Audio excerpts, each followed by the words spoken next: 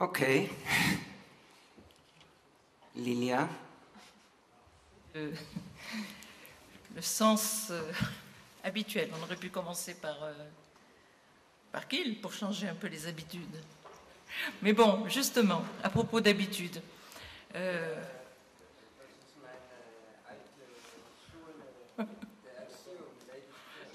Ladies first, yes. Bon, au feu. Alors, les premières au feu, c'est ça. Donc, Monsieur Caspar Einem, justement, a fait part de quelque chose qui vaut le coup d'être souligné, savoir que quand je sors de mon territoire, que je vais dans un autre pays, quand je vais vers l'autre pays, eh bien ça comporte en effet une prise de risque. C'est-à-dire que dès qu'on quitte ses habitudes, ses routines, son discours, ses préjugés, sa langue, eh bien, il y a quelque chose là qui change, n'est-ce pas, qui s'inverse. Et en français, on dit je vais à l'étranger. C'est vrai qu'on devrait aller plus souvent à l'étranger, même chez soi. Madame Beckerman, justement, nous a fait part de... Effectivement, elle a dit, la peur, ça ne m'intéresse pas parce que j'en ai tout plein. Les peurs, on peut les nommer, les peurs. Et elle a fait part aussi de ça, c'est que lorsqu'elle prend des risques, c'est-à-dire que lorsqu'elle s'engage vers quelque chose qui n'est pas déjà fixé, déterminé, et qui va vers la création, c'est une prise de risque. Et là, ces peurs... Elle arrive à faire un traitement de ses peurs avec ça, avec la prise de risque et la création. Je trouve ça aussi, je trouve que ça mérite d'être souligné. Sarah Marwan, c'est ça, a donc pour sa part dit qu'en effet, la haine de l'autre, et en français, le deux, ça peut s'entendre dans les deux sens, c'est-à-dire aussi bien la haine que j'ai de l'autre et la haine que l'autre a de moi, n'est-ce pas? Et donc vous êtes retrouvés à ce carrefour, n'est-ce pas? Vous avez été toutes désignées pour subir cette haine de part et d'autre, c'est-à-dire y compris de ceux qui venaient de loin, parce que vous vous distinguiez de la masse, c'est-à-dire de la masse des réfugiés. Effectivement, dès que quelqu'un se distingue, et là on n'a pas parlé aussi beaucoup, on n'avait pas parlé de sexualité avant une certaine heure, mais on n'a pas parlé aussi de la question de la différence, n'est-ce pas? C'est-à-dire que dès que vous émergez du lot, eh bien vous êtes l'objet vous êtes visible et vous pouvez subir justement cette haine. Vous avez d'ailleurs dit quelque chose, je trouve important, c'est que finalement cette haine, c'est une passion de l'ignorance.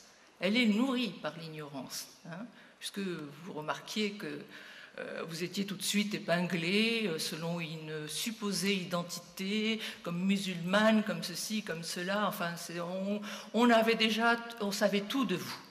Eh bien, justement, on ne savait rien. Parce que celui qui se charge d'épingler l'autre comme ça, il est ignorant. La haine se nourrit de l'ignorance, ça c'est clair, n'est-ce pas? Après, effectivement, je suis tout à fait d'accord avec ce qui a été dit sur la langue, c'était fort intéressant, vraiment, et ça illustrait bien justement que dès qu'on se met à réduire une langue, c'est catastrophique. Par contre, qu'elle s'enrichisse, une langue est faite pour s'enrichir des mots de l'étranger, n'est-ce pas? On le voit. Nous-mêmes, nous avons pris plein de mots à la langue anglaise, enfin à d'autres langues, espagnoles, enfin bref, les langues se nourrissent des autres langues. Et ça, c'est de la création. Hein. C'est pas ça justement, parce que les mots s'usent, il y en a de nouveaux qui peuvent naître, mais c'est pas par un système de censure ou par un système de réduction, bien au contraire. Et puis, alors, bien sûr, sur la sexualité. Bien sûr qu'on n'en a pas beaucoup parlé, mais avant tout, la peur de l'étranger, c'est sa jouissance, c'est la peur de sa jouissance, c'est qu'il ne jouit pas pareil, c'est ce qu'on suppose. Hein. Voilà, il a une cuisine différente, il a des saveurs différentes, il baisse peut-être différemment. Hein. Voilà, c'est tout ça. Et pourquoi cette peur se met à l'extérieur? Parce que, justement, c'est sa propre sexualité qui est en question ici. Parce que de ça, on ne parle pas, n'est-ce pas, de sa propre sexualité. On préfère avoir peur de celle de l'autre.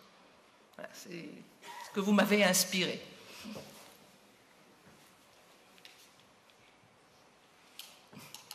Gilles.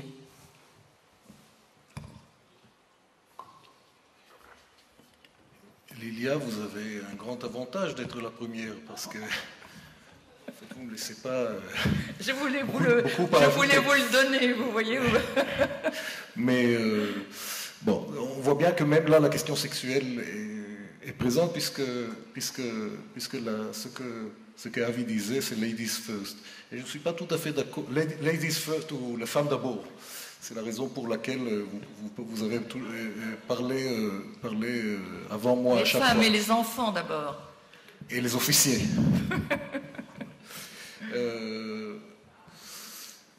Bon, donc, moi, je ne partage pas tout à fait l'idée qu'on n'a pas parlé de sexualité toute la soirée. Je pense que quand on a parlé des hommes et des femmes, on a parlé de la sexualité. Seulement, ce podium-là commence avec la question que M. Caspar Enem nous pose la question, mais qu'est-ce que vous voulez dire quand vous parlez de la jouissance de l'étranger? Donc, du coup, alors, on voit bien que dans le fil de l'avancement du podium et des orateurs, on a parlé de plaisir et de jouissance. Et on a passé de l'un à l'autre. Je pense qu'il y a là un malentendu fondamental qui traverse cette question, puisque pour nous, la jouissance, c'est à la fois du plaisir et à la fois de la souffrance. C'est la grande découverte de la psychanalyse, que l'homme aime souffrir. Quand ils viennent chez nous, ils nous disent, par exemple... je vais arrêter de fumer, ben arrêtez de fumer. Ça me fait du mal de fumer, ben arrêtez. Mais il ne peut pas arrêter parce qu'il a un plaisir de souffrir de ça. Et donc, la jouissance est un terme un petit peu complexe, mais c'est ce qui a peut-être conduit à ce que... Je ne sais pas ce qui a conduit exactement, mais c'est les organisateurs de la soirée... qui ont réparti, je n'ai pas participé à ça, les orateurs de cette façon-là, mais on a eu une série de témoignages finalement, des gens qui... Madame Beckerman qui nous a parlé de l'angoisse du juif, si j'ai bien compris.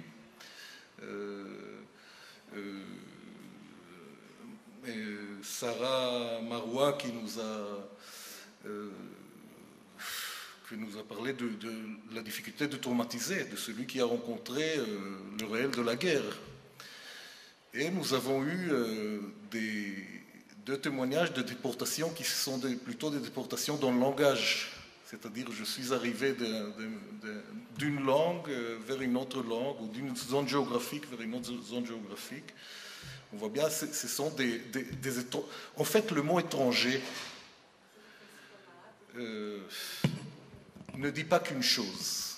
Je pense que c'est quelque chose aussi qui a traversé toute l'après-midi, toute cette soirée. C'est que dès qu'on dit tous les juifs, tous les musulmans, toutes les femmes, tous les étrangers, dès qu'on utilise le mot tout, avant, c'est que Lacan dit que... Enfin, Lacan dit que la femme n'existe pas. C'est un grand reproche qu'on fait à Lacan d'avoir dit que la femme n'existe pas. Pardon? On a dit Frau. Que la femme n'existe pas. Ce qu'il veut dire avec ça, évidemment qu'il savait qu'il y a des femmes. Ce qu'il veut dire avec ça, qu'on ne peut pas dire toutes les femmes. Parce que dès qu'on dit toutes les femmes, disait-il, on les diffame. C'est-à-dire qu'on... Au niveau de la traduction, ça va? Ça va? Dès qu'on dit toutes les femmes, on les diffame. Dès qu'on dit tous les étrangers, je pense qu'on peut dire on les diffame aussi. C'est une insulte de dire tous les étrangers, ou tous les Syriens, ou tous les Juifs, ou tout... Dans ce sens-là. Je m'arrêterai là-dessus.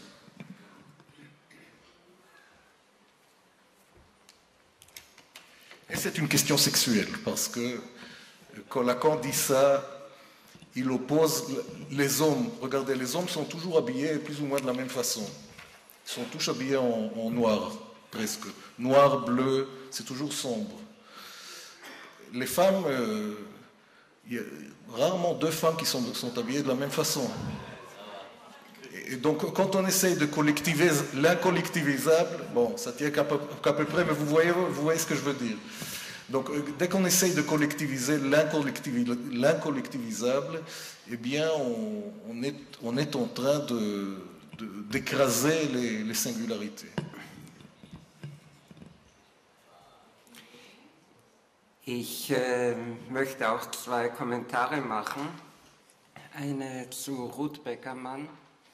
Es war für mich eine sehr klare Aussage, dass wenn man es schafft, das Begehren in die eigenen Hände zu nehmen, dann hat die Angst davor und ist nicht mehr so relevant.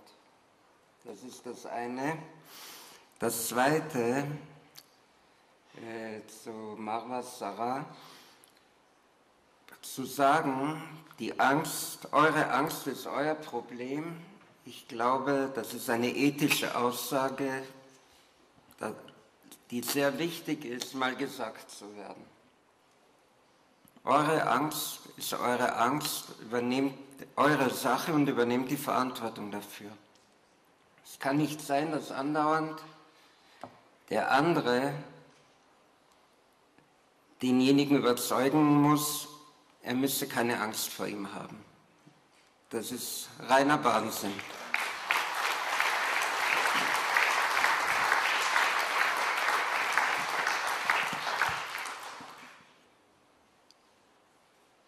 Ich habe keine Ahnung, wie ich jetzt weiter tun will. Will jemand noch was sagen?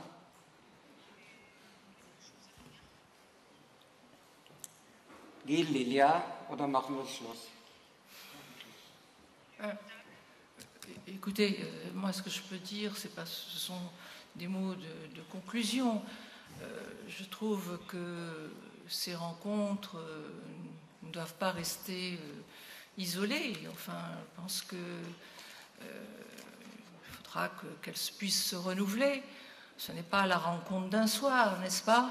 Bon, je pense qu'il faut que quelque chose puisse, je le disais dans mon propos, puisse circuler. Et c'est de cette circulation, d'ailleurs, les populations circulent aussi, hein, se déplacent, déplacement les migrants, c'est ça se déplace. Hein, ils ne sont pas assignés à un territoire, le monde, c'est fait comme ça, c'est fait par des déplacements, par des migrations. Donc, au niveau des discours, ça devrait être pareil. Hein, ça devrait aussi se déplacer. Voilà. Et j'étais très, très contente de participer donc à ce forum de Zadig. Zadig, qui est un mouvement qui a démarré donc il y a quelques mois dans le cadre des présidentielles en France.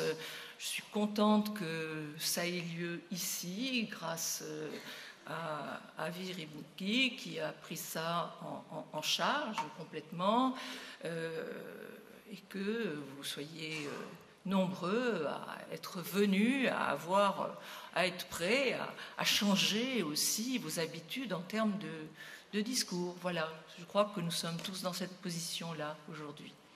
Merci.